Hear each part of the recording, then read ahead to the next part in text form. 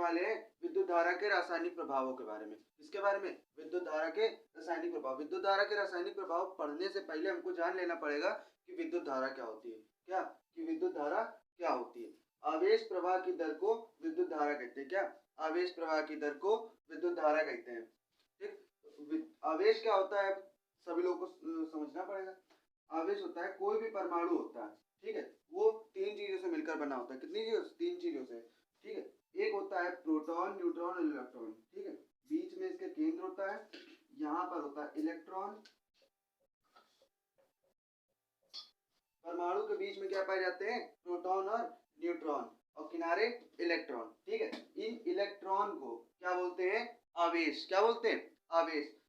परमाणु होते हैं, किसी के पास, अगर किसी परमाणु के पास मुक्त इलेक्ट्रॉन है, यानी कि उसके आसपास कोई इलेक्ट्रॉन चक्कर काट रहा है, यानी कि वो खुला है, उसके साथ कोई बॉन्ड नहीं है, वो उसके साथ चिपका हुआ नहीं है, तो वो उस पर विद्युत धारा प्रवाहित करने पर वह उस परमाणु से निकल जाएगा। उस परमाणु से क्या बोलते हैं? निकलकर कंपन करने लगेगा। ठीक है, तो उसी को बोलते हैं आवेश प्रवाह। क्या बोलते हैं? आवेश प्रवाह। ठीक है, जैसे कि एक तार, ये इतना लंबा बड़ा तार है, किसी तार के ए और बी पॉइंट है, ए और बी। ठीक है, यहाँ पर जैसे कि मुक्त इलेक्ट्रॉन होता है, तो मुक्त इलेक्ट्रॉन ए से बी तक पहुंच जाता है, तो इसको बोलते हैं आवेश प्रवाह। ठीक है, क्या बोलते हैं? आवेश प्रवाह। ठीक, ये होता है विद्युत धारा, यानी कि आवेश प्रवाह की दर को विद्युत धारा कहते हैं। अब दर क्या होता है? दर होता है कि एक सेकंड में आवेश कितनी दूर, मतलब कितने आवेश प्रवाहित हो रहे हैं। ठीक है, तो एक सेकंड में कितने आवेश प्रवाहित हो रहे हैं, तो इसको बोलते हैं दर। ठीक है, और इसे किससे डिनोट करते हैं? एम्पियर से। किससे? एम्पियर। इसका मात्रक भी एम्पियर होता है। ठीक, अब बात करते हैं वे पदार्थ जिनमें विद्युत धारा प्रवाहित हो जाती है और विद्युत धारा प्रवाहित नहीं होती। कभी कभी आप लोगों ने देखा होगा कि कुछ पदार्थ होते हैं जिनमें विद्युत धारा प्रवाहित हो जाती है, जैसे कि लोहा, तांबा। ठीक है, तो इनमें विद्युत धारा प्रवाहित हो जाती है। ठीक है, जैसे कि अगर मान लो कोई भी तार लगा है, कोई भी चीज है, उसमें अगर क्या बोलते हैं, किसी सॉकेट से लेके तार अगर उसमें लगा दें तो उसमें करंट आएगा। ठीक है, तो उनको बोलते हैं सुचालक पदार्थ। ठीक है, जिनमें विद्युत धारा आती है, यानी कि विद्युत धारा जिनमें आसानी से प्रवाहित हो जाती है। ठीक है, लेकिन जैसे कि सेफ्टी पर्पस के लिए हम अगर कोई भी बिजली का काम कर रहे होते हैं, इलेक्ट्रिसिटी का काम कर रहे होते हैं, तो वो लोग, तो क्या होता है कि हम लोग रबर के ग्लव्स पहन लेते हैं, रबर की चप्पल पहन लेते हैं, मतलब कि रबर के कंपोनेंट्स यूज करते हैं अधिकतर।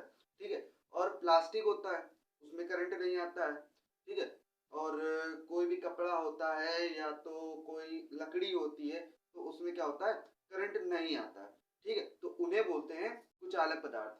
जैसे कि परिभाषा भी लिखी हुई है, जिन पदार्थों में विद्युत आसानी से प्रवाहित हो जाती है उसे क्या बोलते हैं? सुचालक पदार्थ या चालक पदार्थ। ठीक है, और जो घरों में तार लगे होते हैं वो इन्हीं के बने होते हैं, सुचालक पदार्थों के।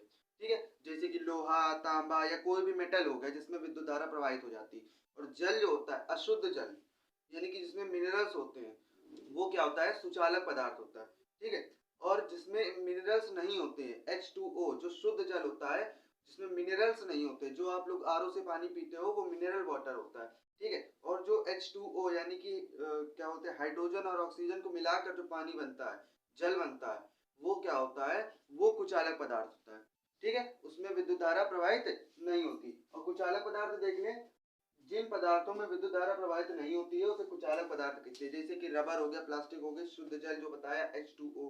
ठीक है, तो उनमें क्या होता है कि विद्युत धारा प्रवाहित नहीं होती, तो उनको क्या बोलते हैं? कुचालक पदार्थ। क्या बोलते हैं? कुचालक पदार्थ।